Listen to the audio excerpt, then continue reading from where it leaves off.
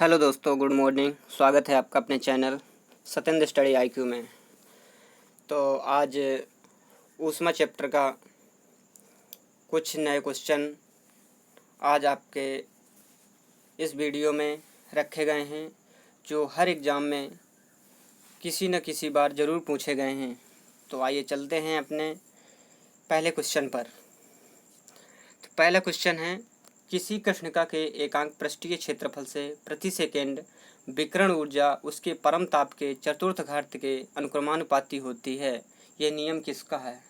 इसमें ये पूछ रहा है, किसी कृष्णिका के एकांक पृष्ठीय क्षेत्रफल से प्रति सेकेंड उत्सर्जित विकिरण ऊर्जा उसके परम ताप के चतुर्थ घात के समानुक्रमानुपाती होती है। यह नियम किसका है? तो आप अपना आंसर मार्क करें। तो आपको 5 सेकेंड दिए जाते हैं। तो इसका सही जवाब होगा, बिल्कुल सही जवाब होगा इसका। आप अपना आंसर मार्क करें तो आपको बिल्कुल सही जवाब होगा इसका।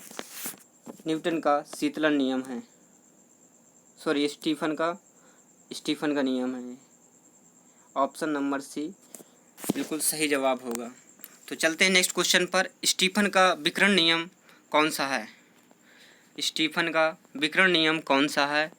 तो इसमें बताना है, ई व्युत्क्रमानुपाती 1 टी की power 4, E equal to T की power 2, E equal to T की पावर मतलब ई समानुपाती टी की पावर 4, ई व्युत्क्रमानुपाती 1/t²। बताना है आपका कौन सा सही जवाब होगा। तो इसमें बिल्कुल सही जवाब होगा आपका ऑप्शन नंबर सी,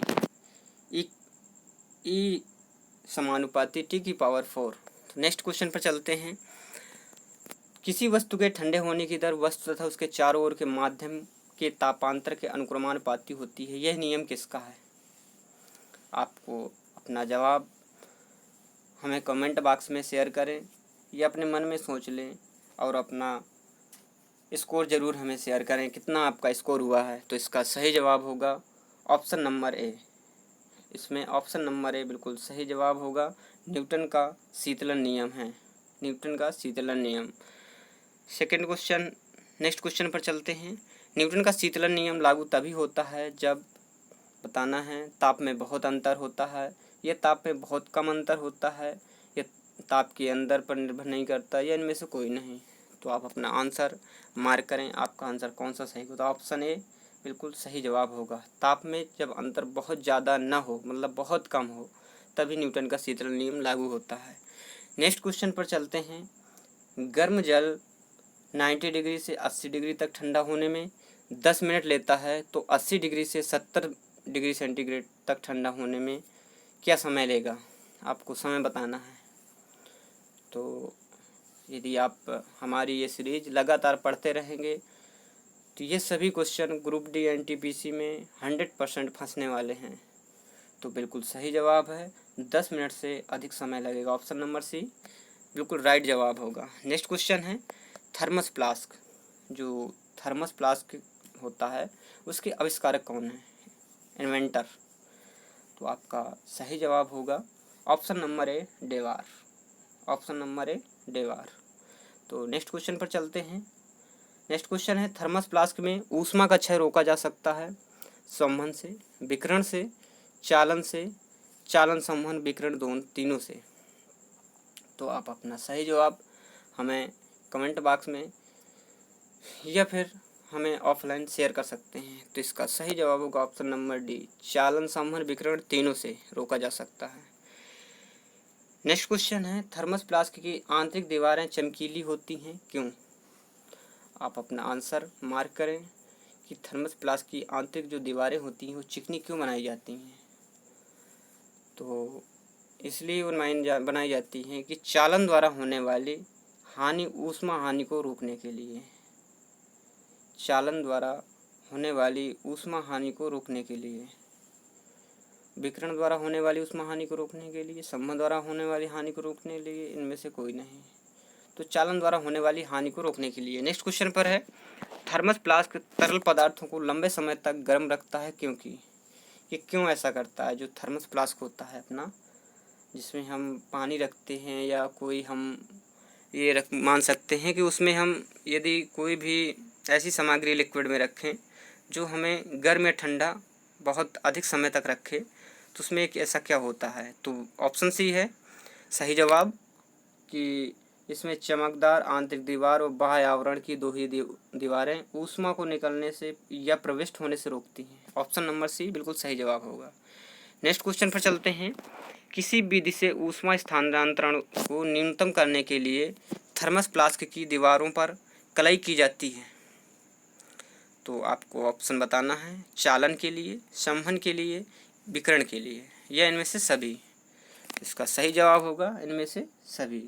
सभी को करने के लिए मतलब सभी विधियों को ऊष्मा स्थानांतरण से न्यूनतम करने के लिए इनमें से सभी बिल्कुल सही आंसर होगा option number D. Next question है किसी पदार्थ के एकांक द्रव्यमान का ताप 1 डिग्री सेंटीग्रेड बढ़ाने में लगी ऊष्मा को क्या कहते हैं। तो इसमें सही जवाब होगा इसका विशिष्ट ऊष्मा। इसको कहते हैं विशिष्ट ऊष्मा, ऑप्शन नंबर ए। नेक्स्ट क्वेश्चन पर चलते हैं। निम्नलिखित में से किसमें सर्वोच्च विशिष्ट ऊष्मा का मान होता है। ये तो सभी को मालूम होना चाहिए जनरली। तो इसका सही जवाब होगा ऑप्शन नंबर डी, बिल्कुल सही जवाब है जल। नेक्स्ट क्वेश्चन है दिन के समय पृथ्वी समुद्र के जल की अपेक्षा बहुत जल्दी गर्म हो जाती है, क्यों। दिन के समय पृथ्वी समुद्र के जल की अपेक्षा बहुत जल्दी गर्म हो जाती है, क्यों। तो इसमें सही जवाब होगा आपका, बिल्कुल आप अपना आंसर मार्क कर सकते हैं और हमें कमेंट बॉक्स में शेयर कर सकते हैं कि हमारे कितने क्वेश्चन सही थे और कौन सा क्वेश्चन हमसे नहीं बना, ये भी बता सकते हैं।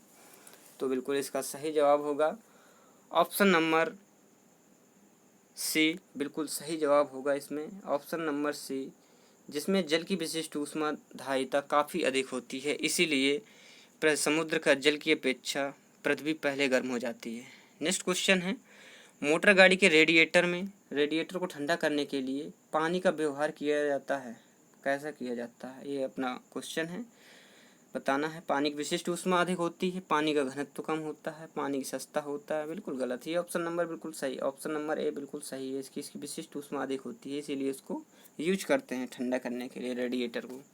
तो नेक्स्ट क्वेश्चन है यदि किसी धातु को खाना पकाने के बर्तन बनाने में प्रयुक्त किया जाता है तो ताप चालकता क्या होती है, कम होनी चाहिए, अधिक होनी चाहिए, विद्युत चालकता कम होनी चाहिए, घनत्व अधिक होना चाहिए। तो इसका सही जवाब आप अपना सोच सकते हैं और हमें बता सकते हैं। तो इसमें सही जवाब होगा ऑप्शन नंबर ए, इसकी ताप चालकता कम होनी चाहिए। जो खाना बनाने वाले धातु के बर्तन होते हैं उसकी ताप चालकता कम होनी चाहिए।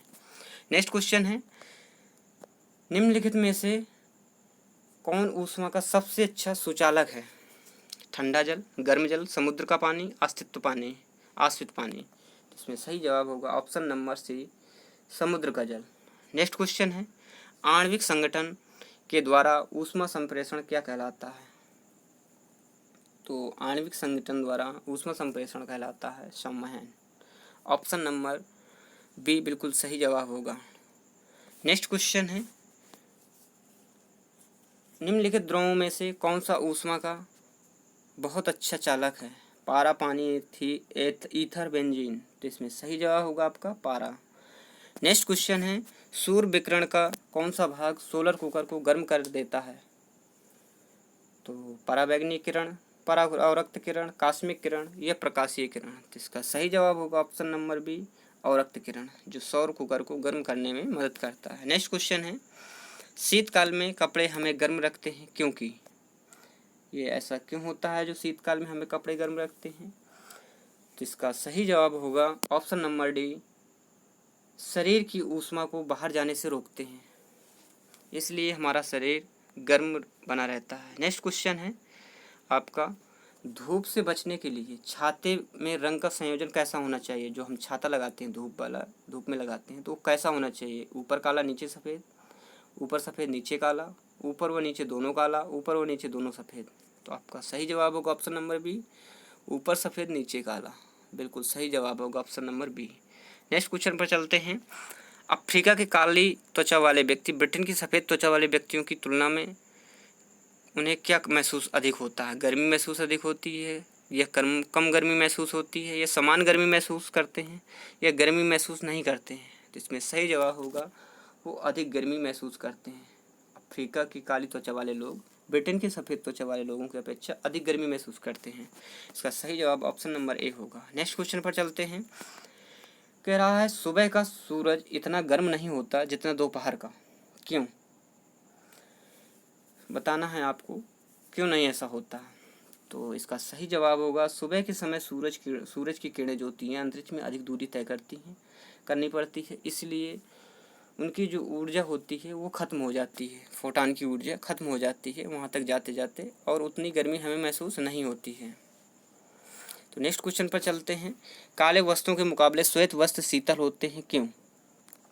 आपको अपना आंसर बताना है इस क्वेश्चन का। काले वस्त्रों के मुकाबले श्वेत वस्त्र शीतल होते हैं, क्यों? तो ऑप्शन नंबर डी बिल्कुल सही जवाब होगा। सूर्य के प्रकाश को पूर्णतया शीतल कर देते हैं, सूर्य के प्रकाश को पूर्णतया शीतल कर देते हैं।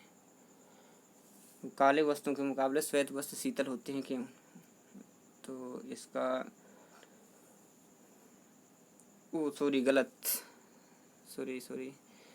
गलत हो गया है। इसमें ऑप्शन नंबर बी बिल्कुल सही जवाब होगा। ऑप्शन नंबर बी होगा इसका, ऑप्शन नंबर बी होगा। उनके पास जो भी प्रकाश पहुंचता है वो परावर्तित कर देते हैं, इसलिए वो श्वेत वस्त्र शीतल होते हैं। इसको करेक्ट कर लेना, उसमें जल्दीबाजी में लग गया है। नेक्स्ट क्वेश्चन है। काले वस्त्रों के मुकाबले श्वेत वस्त्र शीतल क्यों होते हैं?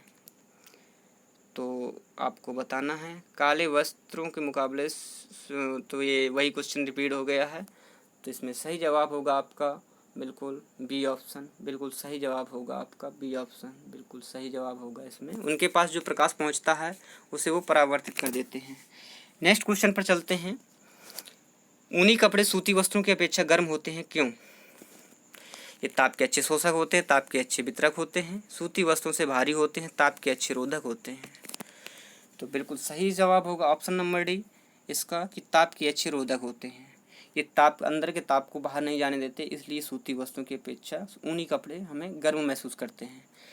नेक्स्ट क्वेश्चन पर चलते हैं। उबलते जल द्वारा जलने की तुलना में भाप द्वारा जलने की अधिक कष्टदायक है। तो अपना आंसर मार्क करें, कौन सा आपका सही जवाब होगा इसमें। तो इसमें सही जवाब होगा कि भाप में गुप्त ताप होता है, इसीलिए गुप्त ताप, भाप का मतलब गुप्त ताप अधिक होता है या गुप्त ऊष्मा अधिक होती है। नेक्स्ट क्वेश्चन पर चलते हैं। वायुमंडल में आर्द्रता की उपस्थिति एक ऐसे स्टील के गिलास की बाह्य सतह पर जल की बूंदें देखकर सुनिश्चित की जाती हैं जो भरा हो। आप मतलब यदि आर्द्रता की उपस्थिति जानना चाहते हैं तो आप किस प्रकार के गिलास से हम जान सकते हैं। तो बिल्कुल सही जवाब होगा इसका ऑप्शन नंबर सी, ठंडे जल से उसमें बूंद के बूंद हमें दिखाई देंगे, इससे हमें पता चलता है कि आर्द्रता की उपस्थिति ज़्यादा है। नेक्स्ट क्वेश्चन पर चलते हैं। अच्छे उत्सर्जक अच्छे अवशोषक होते हैं, ये किसका नियम है? तो बिल्कुल सही जवाब होगा ये है किरचॉफ का नियम है, बिल्कुल सही जवाब है किरचॉफ का नियम। निम्न तापमानी इंजनों में जो क्रायोजेनिक इंजन होते हैं उनका अनुप्रयोग होता है किनमें? पनडुब्बी नोदन में, तुषार मुक्ति प्रशित्रों में, रॉकेट प्रौद्योगिकी में या अतिचालकता विषयक अनुसंधानों में। इसमें सही जवाब होगा आपका रॉकेट प्रौद्योगिकी में, ऑप्शन नंबर सी बिल्कुल सही जवाब होगा। नेक्स्ट क्वेश्चन पर चलते हैं। निम्न तापी परीक्षण किस तापमान पर किया जाता है? तो ये मोस्ट इम्पोर्टेंट क्वेश्चन है आपका, ये वाला क्वेश्चन मोस्ट इम्पोर्टेंट क्वेश्चन है। इसका सही जवाब होगा option number D -196 degree Celsius. तो नेक्स्ट क्वेश्चन पर चलते हैं हम। नेक्स्ट क्वेश्चन है। निम्न तापमानों या क्रायोजेनिक टेम्परेचर का अनुप्रयोग होता है, क्रायोजेनिक तापमानों का अनुप्रयोग होता है किनमें? अंतरिक्ष यात्रा, शल्यकर्म एवं चुंबकीय प्रत्यापन में। इसमें ऑप्शन सभी ऐसे ही दिए हैं, तो उसमें बताना है आपको कि कौन सा ऑप्शन सही जवाब होगा। तो इसमें ऑप्शन नंबर ए ही सही जवाब है कि अंतरिक्ष यात्रा के शल्यकर्म या चुंबकीय प्रत्यापन में। तो इसमें सही जवाब ऑप्शन नंबर ए होगा। चलते हैं नेक्स्ट क्वेश्चन पर। किसी ठोस के चलते हैं हम नेक्स्ट क्वेश्चन पर। तो बता रहा है ये किसी ठोस के बिना द्रव में बदले सीधे वाष्प अवस्था में परिवर्तित होने को कहते हैं क्या? ठोस पदार्थ के बिना द्रव में बदले सीधे वाष्प में, तो इसको कहते हैं ऊर्ध्वपातन, ऑप्शन नंबर सी बिल्कुल सही जवाब होगा। नेक्स्ट क्वेश्चन पर चलते हैं। ऊर्ध्वपातज पदार्थ हैं कौन कौन से? कपूर, नेप्थलीन, अमोनियम क्लोराइड या उपयुक्त सभी? तो इसमें सही जवाब होगा उपयुक्त सभी। ये सभी हैं हमारे। अमोनियम क्लोराइड भी है इसमें, और इसमें अमोनियम क्लोराइड भी है, और इसमें हमारा अमोनियम क्लोराइड भी है, और कपूर भी है, नेप्थलीन भी है, और इनमें से हम कहेंगे उपयुक्त सभी। ऑप्शन नंबर डी सही है। नेक्स्ट क्वेश्चन पर चलते हैं। जिस तापमान पर कोई ठोस पदार्थ ऊष्मा पाकर द्रव में परिणत होता है कहलाता है? ऊष्मा पाकर द्रव में परिणत होता है क्या कहलाता है?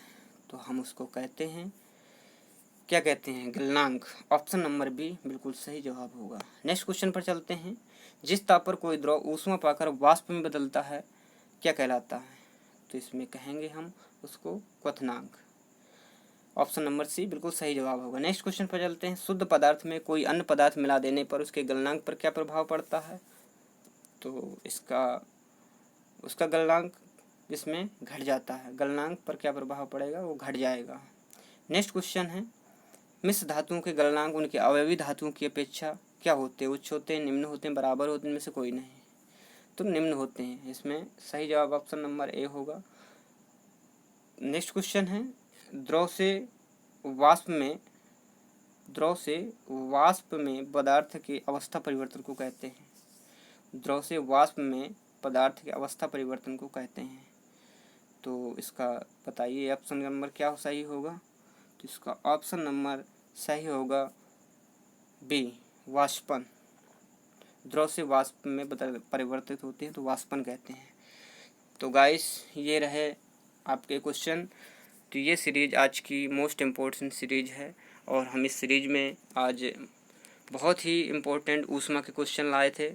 और आप गाइस आपको तो मालूम ही होगा कि हम per day science, physics, chemistry, math सभी के क्वेश्चन अपलोड करते हैं। केमिस्ट्री तो अभी नहीं अपलोड हुई है, लेकिन केमिस्ट्री के क्वेश्चन जल्द ही आने वाले हैं। तो हमारे इस चैनल को सपोर्ट करें और वो शेयर करें, लाइक करें। तो धन्यवाद। चलते हैं नेक्स्ट वीडियो में। कल हम इसी समय फिर मिलेंगे।